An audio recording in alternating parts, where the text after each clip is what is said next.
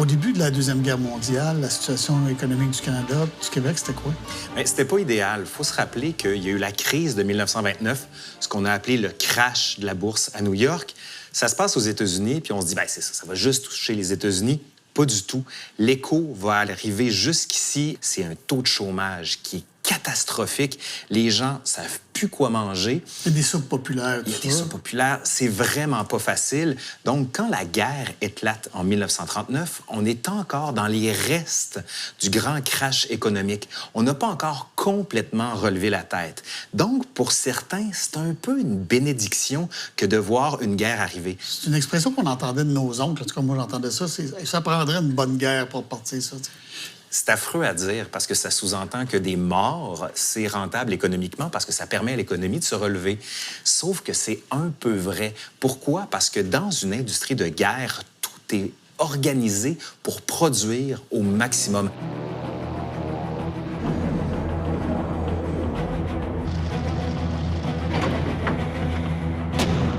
L'économie repart.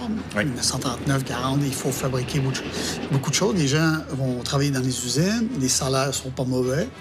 L'effort de guerre, il devient total. Ça veut dire tout simplement que toutes les ressources utiles pour l'armée, bien, elles sont dirigées vers l'Europe où les soldats en ont besoin. Le gouvernement insistait sur des sacrifices.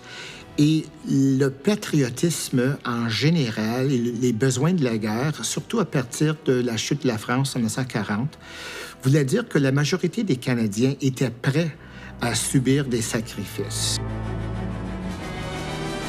Il y a de la viande, il y a du beurre, des produits laitiers, du saumon, du café, du thé. Tout ça, on l'a ici.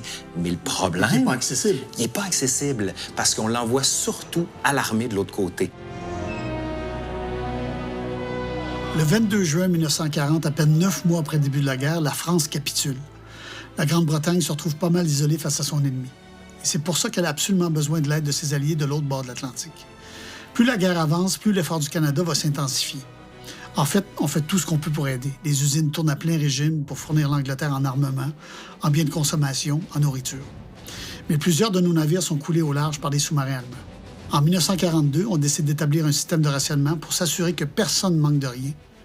Et surtout, pour que les plus riches ne se fassent pas de réserves énormes au détriment des plus pauvres. On en a souvent entendu parler, les carnets de rationnement. On a beaucoup mythifié la chose. Il faut rappeler un peu comment ça se passe. Une famille va recevoir un carnet de rationnement. Vous présentez avec le carnet en question chez votre épicier, chez votre marchand. Vous détachez le coupon devant le marchand et lui va le prendre, va l'apposer sur un carnet, à la suite de quoi il va à la banque pour se faire payer les 10 carnets de rationnement. D'abord, chez nous, on consommait beaucoup de sucre parce que ma mère faisait beaucoup de desserts. Et puis, du sucre, parfois, on en manquait. Mais on échangeait nos coupons avec mes tantes. Nous, on n'avait pas besoin de tickets pour le beurre. Du café, c'était juste mon père qui en buvait, donc on n'avait pas besoin. Les tickets d'essence, mon père les prenait. On faisait des échanges. Je sais que ma mère donnait ses tickets de beurre à mes tantes. Moi, j'étais la 13e chez nous. L'alimentation, c'était un autre traumatisme de la guerre. Ça, vraiment, là. On avait, surtout au nord où on était, nous, on avait chacun devant nous, à la table, nos pots avec nos noms dessus pour tout ce qui était rationné. Ma mère, quand elle se partait faire le marché, elle avait les coupons pour être capable d'acheter ce qu'il fallait. Puis il n'était pas question de piquer dans un pot des autres, là. Hey, ça aurait été terrible si on s'était fait peur de ça, là. Je sais pas que ça aurait été la punition, on ne l'a jamais dit, mais on était tellement scrupuleux sur nos pots, là. On vérifiait pour être sûr que nos pots, personne n'y touchait.